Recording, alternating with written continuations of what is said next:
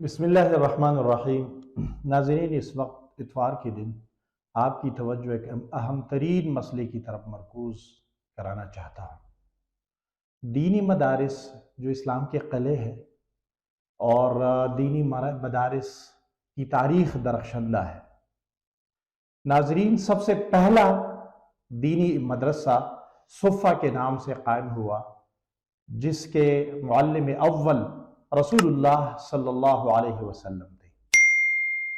اور وہاں کے طالب علم صحابہ کرام تھے جو آپ صلی اللہ علیہ وسلم کی خدمت میں دن و رات رہا کرتے تھے، جن کی تعداد 70 سے لے کر 1000 تک ہوا کرتی تھی، اور صحابہ کرام نے دنیا کی تاریخ بدل دی، نقشہ بدل دیا، اخلاق و کردار کا نمونہ بن گئے۔ یہ سلسلہ تابعین، تبع تابعین، امام مالک رحمۃ اللہ علیہ، امام ابو حنیفہ رحمۃ اللہ علیہ، امام بخاری رحمۃ اللہ علیہ، امام مسلم رحمۃ اللہ علیہ، اور اسی طرح بڑی بڑی محدثین تک سے ہوتے ہوئے آگے چلتا رہا، اور بالآخر ہندوستان میں وہ مہتاب، وہ سورج، وہ شخصیت نمودار ہوا جس کو دنیا امام الہند، امام شاہ ولی اللہ رحمہ اللہ تعالیٰ کے نام سے جانتی ہے۔ شاہ ولی اللہ رحمۃ اللہ علیہ نے سب سے پہلے قرآن کا ترجمہ فارسی میں کیا، اور ان کے بچوں نے اردو میں کیا۔ شاہ ولی اللہ رحمۃ اللہ علیہ کا یہ سایدار درخت بالآخر دارالعلوم دیوبند کی شکل میں نمودار ہوا، جہاں سے شیخ الہند مولانا محمود الحسن رحمۃ اللہ علیہ، اور جس کی بنیاد حضرت مولانا قاسم نانوتوی رحمۃ اللہ علیہ نے رکھی، اور جہاں سے سید حسین احمد مدنی رحمۃ اللہ علیہ، شبیر احمد عثمانی رحمۃ اللہ علیہ، شاہ انور شاہ کشمیری رحمۃ اللہ علیہ جیسی نابغہ روزگار شخصیات پیدا ہوئیں۔ ان سب حضرات نے دنیا پر انمٹ نقوش چھوڑے۔ یہ مدارس جو دارالعلوم دیوبند سے جن کا سلسلہ پھیلا، یہ خدا ترسی کی بنیاد پر، پرہیزگاری کی بنیاد پر، تقوی الہیت کی بنیاد پر، اور مخیر حضرات کی تعاون سے چلتے رہے۔ ان حضرات نے مشکل حالات میں، بے سر و سامانی کے عالم میں، خالص اللہ تعالیٰ کی ذات پر توکل اور بھروسہ کرتے ہوئے ان مدارس کو چلایا۔ یہ مدارس کبھی حکومتی امداد سے نہیں چلے، یہ مدارس کبھی عوامی بازاروں کے چندوں سے نہیں چلے، بلکہ ان حضرات نے ایسی سرکاری آفرز کو ٹکرایا۔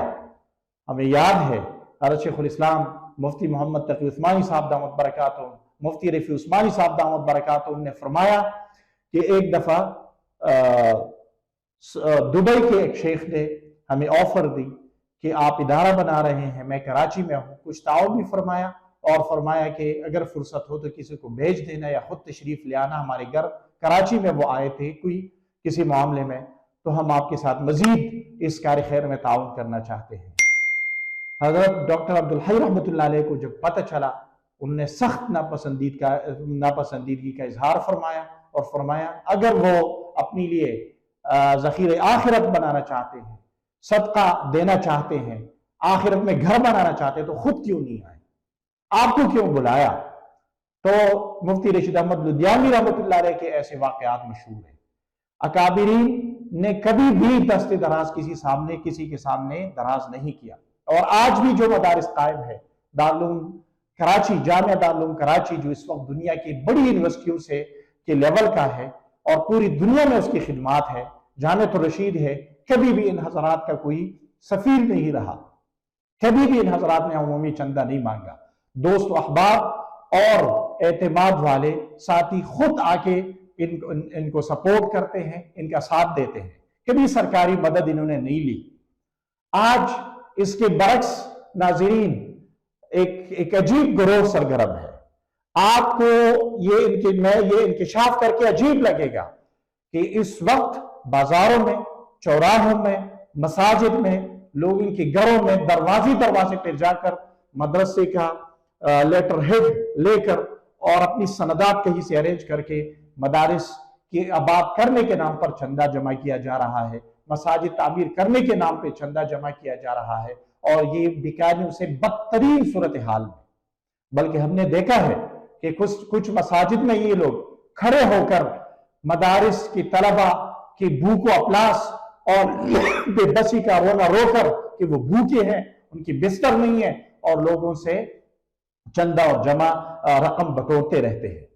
حالانکہ ایسا قطعاً نہیں ہوتا۔ ناظرین، آپ حیران رہ جائیں گے کہ ایسا کام کرنے والے، بازاروں میں دکان سے فرداً فردہ چندہ اکٹھے کرنے والے، لوگوں کے گھروں پر دستک دینے والے، مساجد میں کھڑے ہو کر مدرسے اور مساجد کی تعمیر کے نام پر رقم بٹورنے والے، یہ سب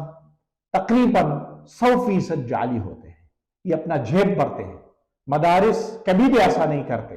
جتنے بھی بڑے مدارس ہیں منگورا میں ہم جانتے ہیں ان کا کوئی سفیر نہیں ہوتا،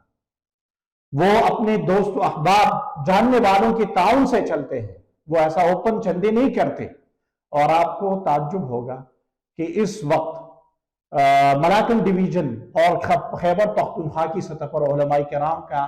ایک معزز اکابر علماء کرام کا ایک گروپ ہے واٹس ایپ، اس میں ان چندہ خوروں کے خلاف مہم چلایا گیا۔ آپ حیران رہ جائیں گے کہ 18 بندے پکڑے گئے، ان کی تصاویر لے لی گئی، ان کے لیٹر ہیڈ کا تصویر لیا گیا، ان کا NIC ان کا نمبر لیا گیا، جتنے بھی تھے وہ سب جعلی تھے، وہ اپنے لیے پیسے اکٹھے کر رہے ہیں۔ اور جب اس لیٹر ہیڈ پر نمبر سے رابطہ کیا گیا، جس مدرسے کے نام پر اکٹھا کر رہے تھے، جس مسجد کی تعمیر کے نام پر پیسے بٹور رہے تھے، ان سب نے ان سے لا تعلقی کا اظہار کیا، چونکہ ان کو پتا ہے کہ گداگری ایک مشکل کام ہے، مانگنا ایک مشکل کام ہے۔ مسجد اور مدرسے کے ساتھ مسلمانوں کا، اہلیان پاکستان کا ایک تعلق ہے، ایک محبت ہے، اعتماد ہے، تو ان کے نام پر بٹورنا، اکٹھا کرنا بڑا آسان کام ہے۔ ناظرین، 18 پنوں کی ہمارے پاس پوری معلومات موجود ہے، پورا ڈیٹا موجود ہے کہ انہوں نے بازاروں میں، چوراہوں میں، لوگوں کے گھروں میں، مساجد میں کھڑے ہو کر مسجد اور مدرسے کے نام پر پیسے اکٹھے کیے۔ جب تحقیق کی گئی تو پتہ چلا کہ یہ خود اپنی لیے اکٹھا کر رہے ہیں، یہ کسی مدرسے اور مسجد کے سفیر نہیں ہے۔ حضرت شیخ الاسلام صاحب دامت برکاتہم سے میں نے خود سنا کہ شعبان رمضان میں بازار میں نکلنا مشکل ہو جاتا ہے، اتنے ہی لوگ چندوں کے نام پر بازاروں میں گھومتے ہیں۔ ناظرین، یہ اکثر جعلی ہوتے ہیں، کیونکہ مدرسے جو اللہ کے نام پر چلتے ہیں اور علم کا شمع روشن کرتے ہیں، وہ یہ حرکت کبھی بھی نہیں کرتے، وہ اللہ پر بھروسہ کرتے ہیں، وہ اللہ سے مانگتے ہیں، ان کے ساتھ تعلق والے ہوتے ہیں، وہ خود آ کے دیتے ہیں، وہ کسی سے مانگنے نہیں جاتے۔ تو میں سمجھتا ہوں کہ علماء کرام سب کو بیدار ہونا چاہیے، مسلمانان پاکستان کو بیدار ہونا چاہیے، اور جو بھی مسجد میں، مدرسے میں، بازار میں چندہ کرنے آئے تو ان سے تحقیق کر لے، معلوم کرے یہ چندہ خور، گداگر، پیشور نہ مدرسے اور مسجد کا نام بدنام کرتے ہیں، ان کے خلاف ہم سب کو کھڑا ہونا چاہیے۔ ہم نے جتنی بھی ابھی تک تحقیق کی ہے تقریباً 100% یہ جعلی ہے۔ ہم سب کو ان سے آگاہ ہونا چاہیے، ہم سب کو ان کے خلاف اٹھ کھڑا ہونا چاہیے تاکہ مدرسوں اور مساجد کی بدنامی مزید نہ ہو۔ سامعین، آپ سے اس ویڈیو کے بارے میں آپ کی رائے میں طلب کرنا چاہوں گا کہ مزید ہمیں اس مہم میں کو کیسے آگے بڑھانا چاہیے، ان لوگوں کے خلاف کیا اقدامات ہونے چاہیے اور ان کو کیسے روکنا چاہیے۔ جزاکم اللہ خیر، آپ کا بھائی سلیم خان سوات۔ مقامهم فوق رأس الجبال وفوق الروابي وعند القمر ويا من تحب غياب